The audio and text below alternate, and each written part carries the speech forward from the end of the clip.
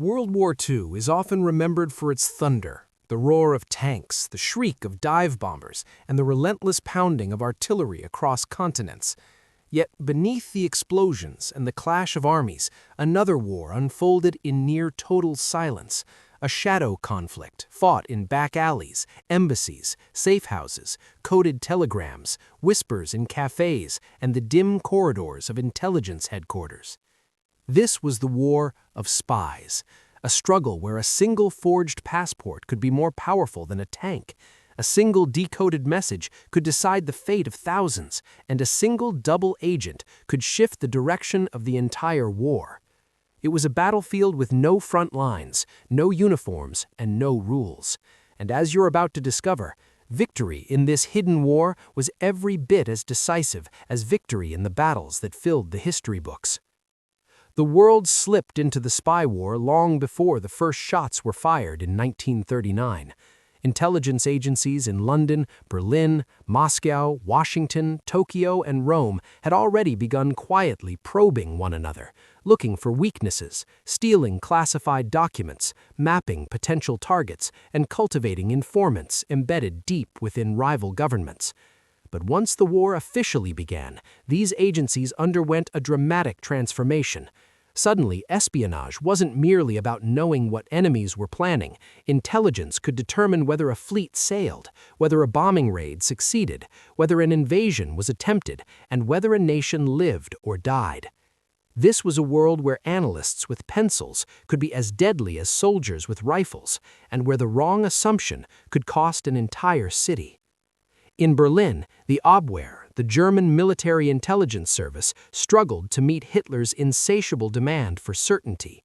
Hitler wanted his intelligence briefings to confirm his beliefs, not challenge them. This pressure led to distortions, overstatements, and ultimately catastrophic miscalculations. Yet even in its dysfunction, the Abwehr played a central role in early German victories, identifying weak spots in Poland, France, and the Balkans. Meanwhile, an entirely separate organization, the SS's Sicherheitsdienst, or SD, fought the Abwehr for influence, recruiting spies, sabotaging rivals, and creating a deadly internal rivalry that would cripple German intelligence more than any Allied operation ever could. Across the Channel, Britain was turning espionage into an art form. MI6, the secret intelligence service, expanded operations across Europe, the Middle East, and Asia. MI5, meanwhile, focused on counter-espionage at home, launching one of the most successful deception operations in world history, the double-cross system, in which nearly every German spy in Britain was caught, flipped, and used to feed false information back to the Reich. By 1942, Britain wasn't merely defending itself, it was actively manipulating German strategic thinking. And deep at Bletchley Park, mathematicians, linguists, chess champions, cryptographers, and eccentric geniuses worked around the clock to crack the Enigma machine, giving the Allies unprecedented insight into German operations. The United States initially lagged behind, entering the war with fractured intelligence capabilities spread across the military and State Department. But once attacked by Japan, America moved aggressively to build a modern intelligence empire. The Office of Strategic Services, the OSS, became the forerunner of today's CIA, launching operations across Europe, North Africa, and Asia. Its missions ranged from parachuting agents into occupied France to coordinating resistance groups in the Balkans, to studying psychology in an attempt to understand the minds of global leaders. The OSS would become one of the most dynamic, unconventional forces in the intelligence landscape, mixing Ivy League scholars with commandos, gangsters, psychologists, and undercover diplomats. But the most formidable and feared intelligence force in the world was neither in London, nor Berlin, nor Washington. It was in Moscow. Stalin's NKVD had already mastered the art of deep infiltration years before the war. Soviet agents penetrated British intelligence, American research labs, and even the high command of Nazi Germany. Some of the most important secrets of the war, such as British code-breaking capabilities and the development of the atomic bomb, reached Moscow through spies embedded so deeply that their identities would not be discovered for decades. The Soviet Union, suspicious of both friend and foe, ran one of the largest informant networks in human history, and its intelligence efforts were vital in stopping the German advance at Stalingrad. As nations began deploying undercover agents, courier networks, dead drops, enciphered codes, whisper campaigns, and sabotage missions, World War II spiraled into a labyrinth of secrets.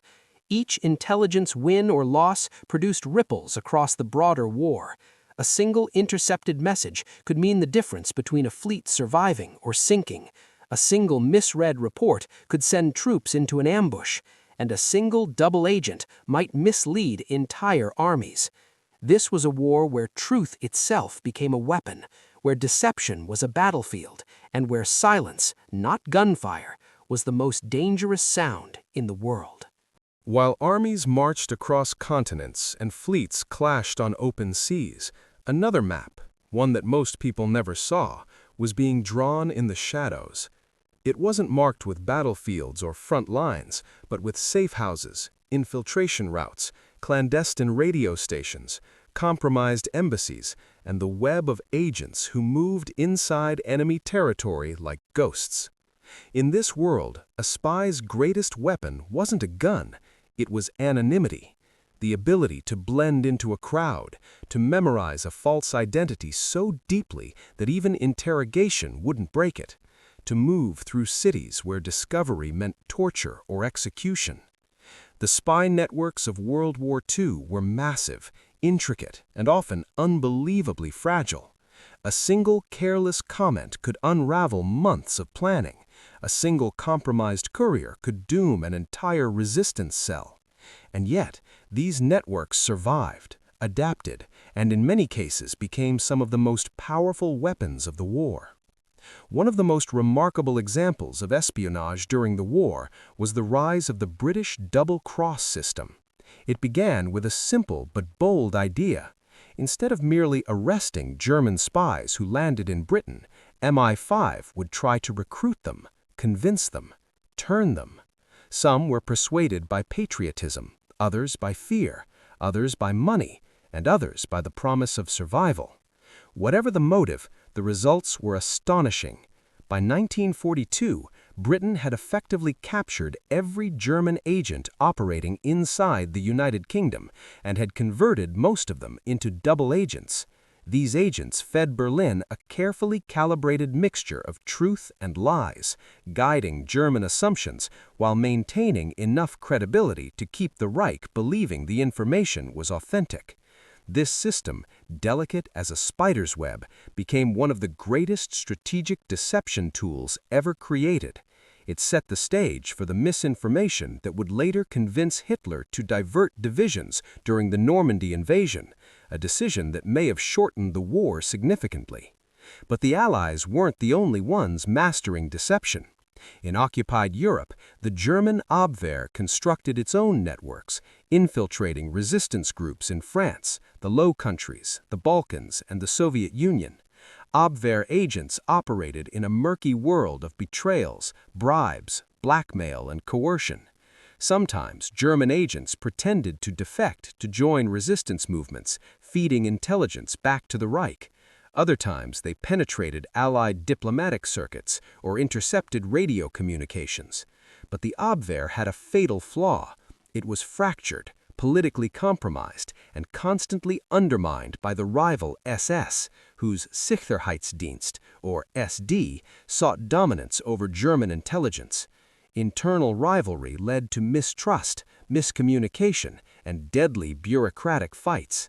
Many of the Abwehr's field agents were skilled, but the organization's leadership suffered from political paranoia and the pressure to appease Hitler's fantasies about enemy strength. This internal chaos allowed Allied counterintelligence to manipulate German assessments with surprising ease. In France, Belgium, Poland, and the Netherlands, resistance networks grew into some of the most impactful clandestine organizations the world has ever seen.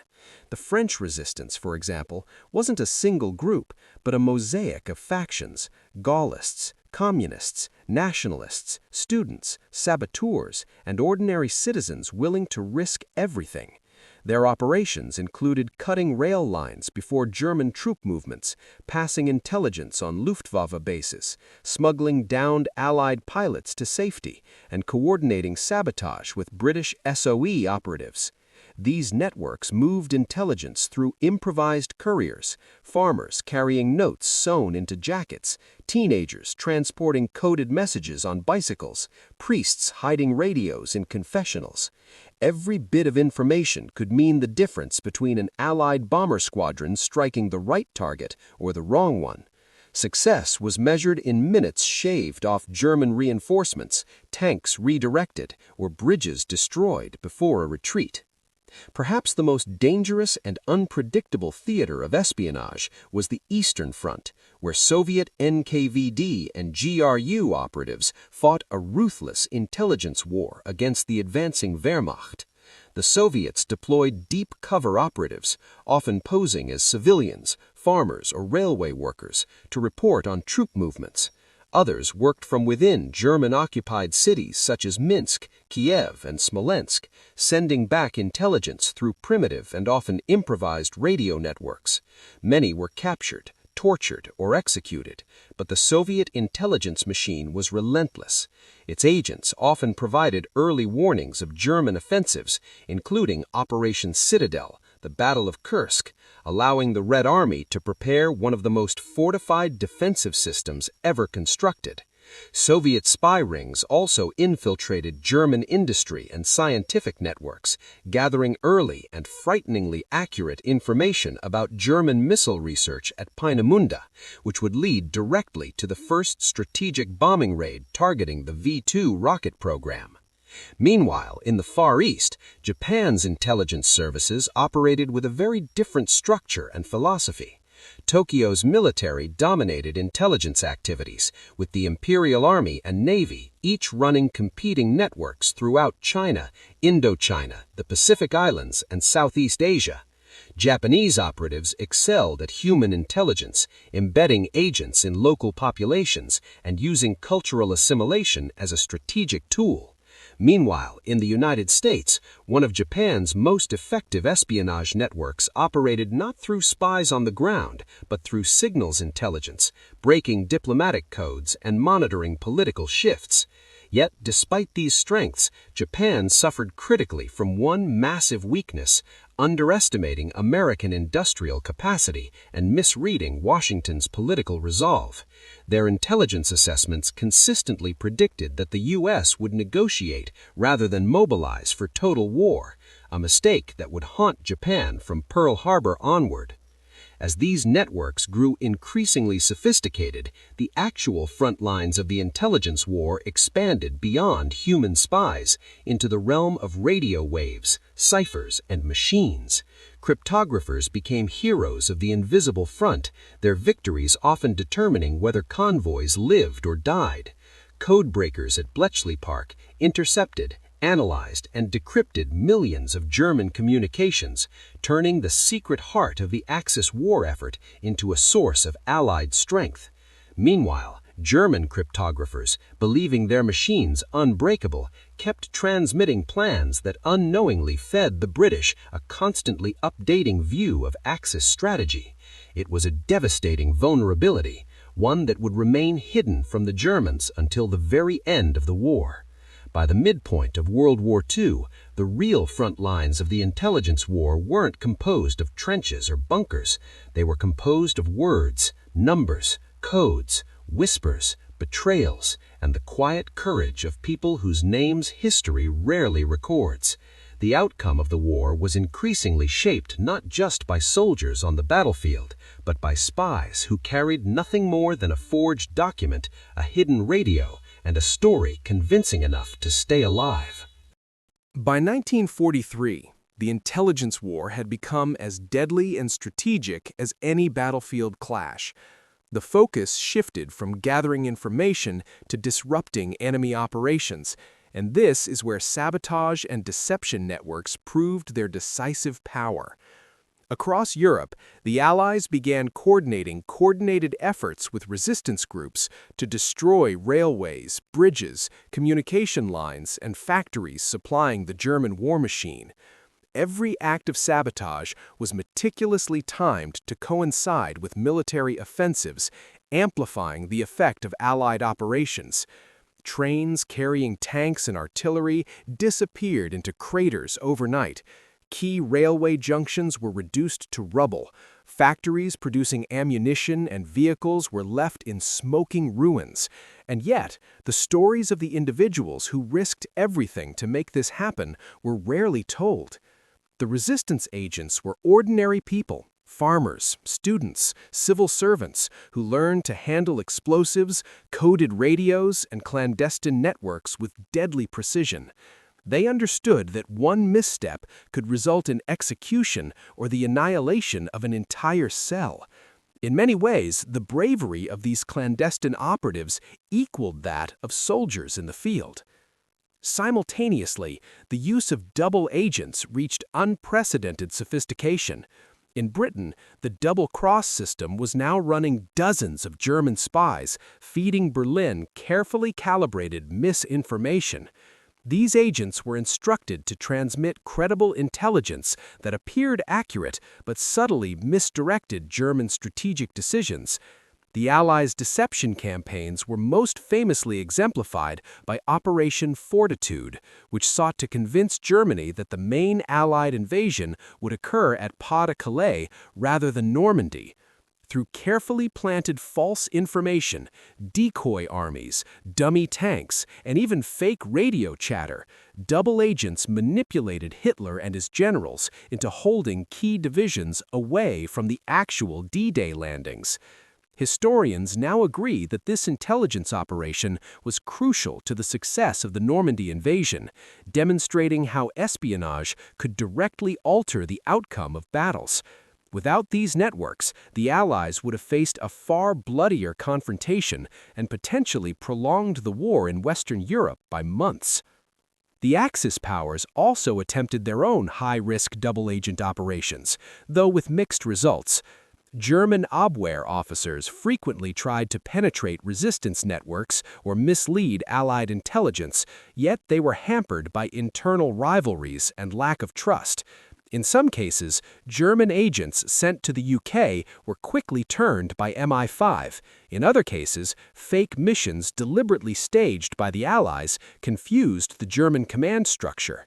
Japan, meanwhile, tried to infiltrate U.S. intelligence through networks in Hawaii, the Philippines, and China, but American counterintelligence, forewarned in some cases by intercepted communications, was increasingly adept at detecting anomalies. The importance of human intuition, careful observation, and psychological manipulation became clear. Espionage was as much about understanding the enemy mind as intercepting their messages. Agents had to think like their opponents, anticipate every suspicion, and constantly adapt, because a single error could compromise years of planning and countless lives. While spies and agents worked in the shadows, another battlefield of intelligence opened in scientific research. Germany's secret weapons programs, including rocketry, jet propulsion, and chemical research, became prime targets for Allied intelligence. The British Special Operations Executive, SOE, in coordination with American research teams, orchestrated sabotage operations designed to delay German technological advances. These missions sometimes involved small teams parachuting into enemy territory to disrupt experiments, steal blueprints, or assassinate key scientists. Many missions ended in failure or capture, but some succeeded with spectacular results. For example, Allied teams disrupted the production of V weapons and gathered intelligence on rocket development at Peenemünde, providing the US and UK with crucial knowledge that would later fuel Cold War advancements. The intelligence war was no longer merely about espionage and sabotage, it was also about controlling the technology that would define the future. The human cost of these operations was staggering. Agents operated in constant fear, often relying on code words, dead drops, and signals that had to be executed flawlessly to maintain operational security. In occupied territories, civilians were caught in the crossfire. Betrayal could lead to the collapse of entire cells, mass executions, or the destruction of entire communities. Yet the dedication and courage of these individuals created a ripple effect that extended far beyond immediate tactical outcomes. The intelligence work undertaken during these years reshaped the operational capabilities of entire nations, highlighting how clandestine warfare could influence the strategic trajectory of global conflict. The war was no longer only about tanks, ships, and aircraft. It was also about the hidden chessboard of agents, double agents, and covert operations that determined the movement of entire armies. Perhaps the most striking examples of this intelligence war came from the Pacific theater. In addition to traditional espionage, cryptography played a decisive role. The breaking of Japanese naval codes by American cryptographers provided the U.S. Navy with insights that allowed it to anticipate and counter major operations, including the decisive victories at Midway and Coral Sea. This intelligence coup changed the course of the Pacific War, saving thousands of lives and shifting the strategic balance in favor of the Allies. Japanese intelligence, despite its sophistication in human networks and cultural infiltration, had underestimated the technological and analytical prowess of Allied codebreakers.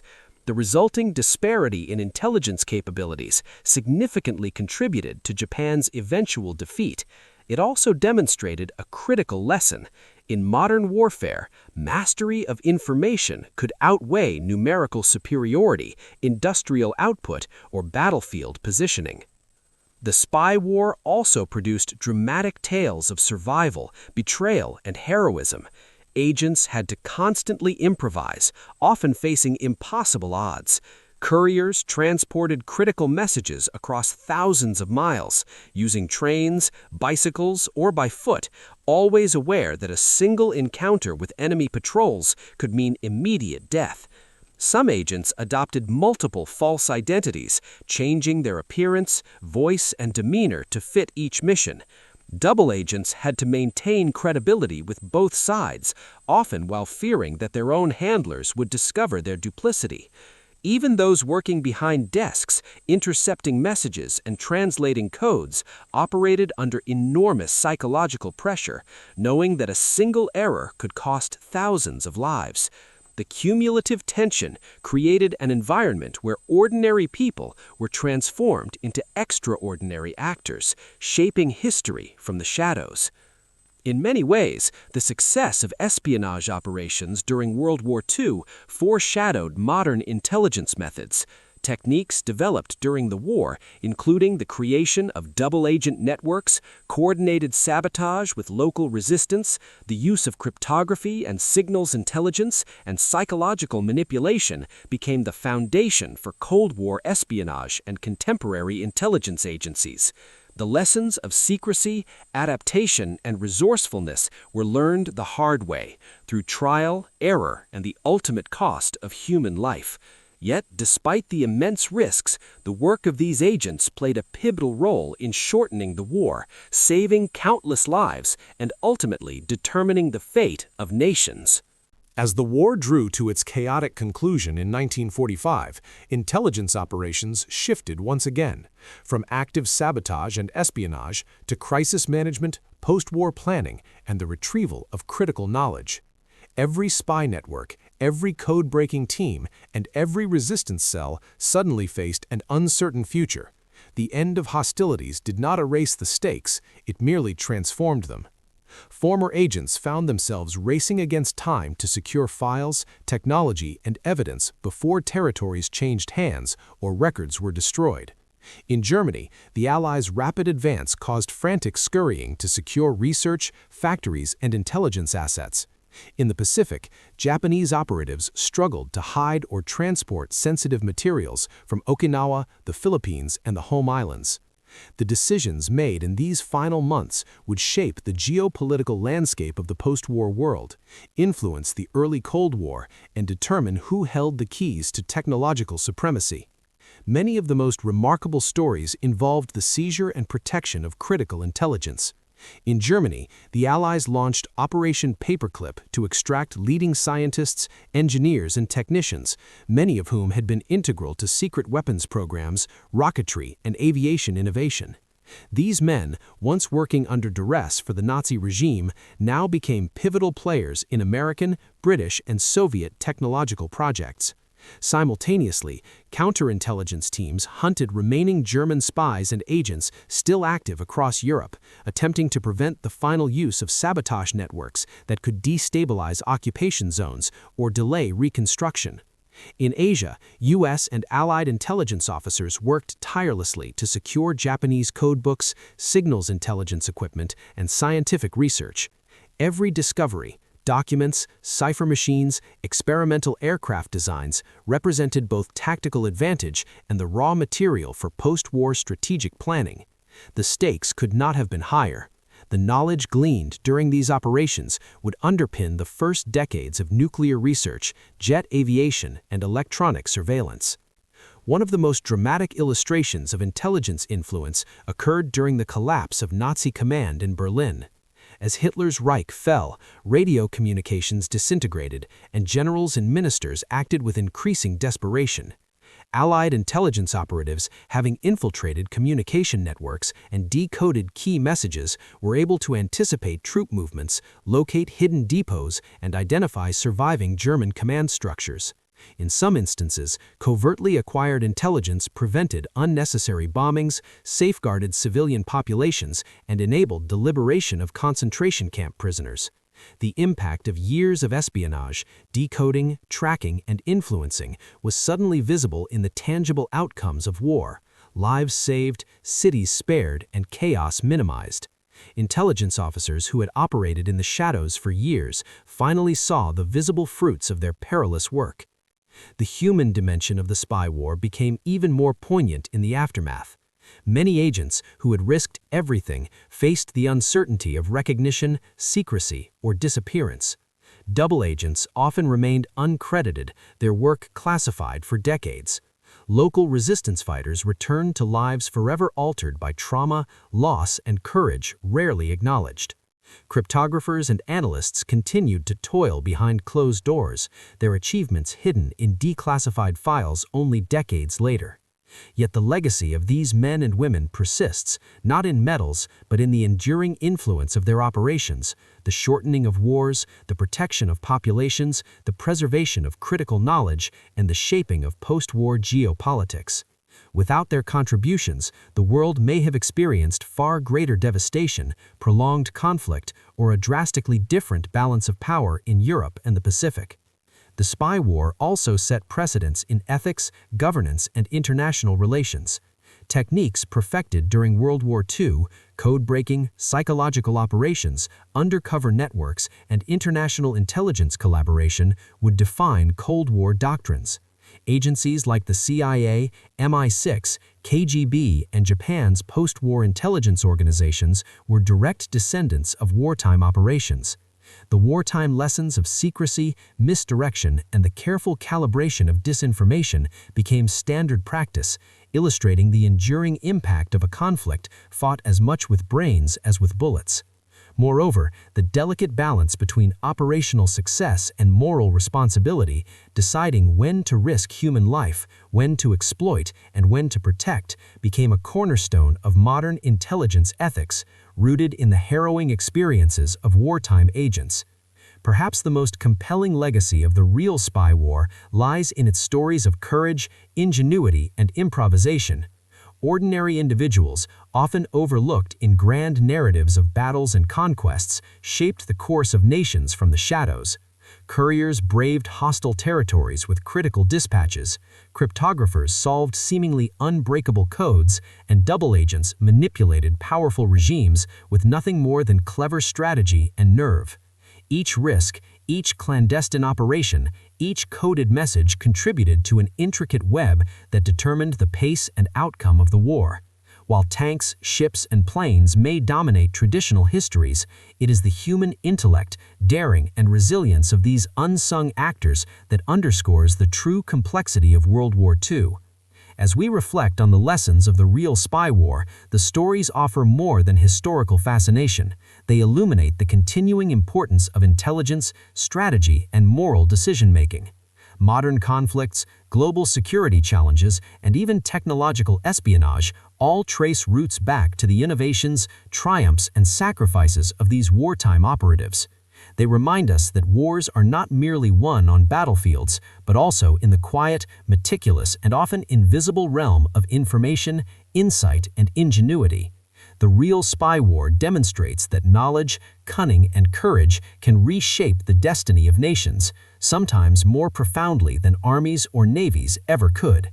If you found this exploration compelling, make sure to subscribe, like, and leave a comment sharing which spy operations surprised you the most.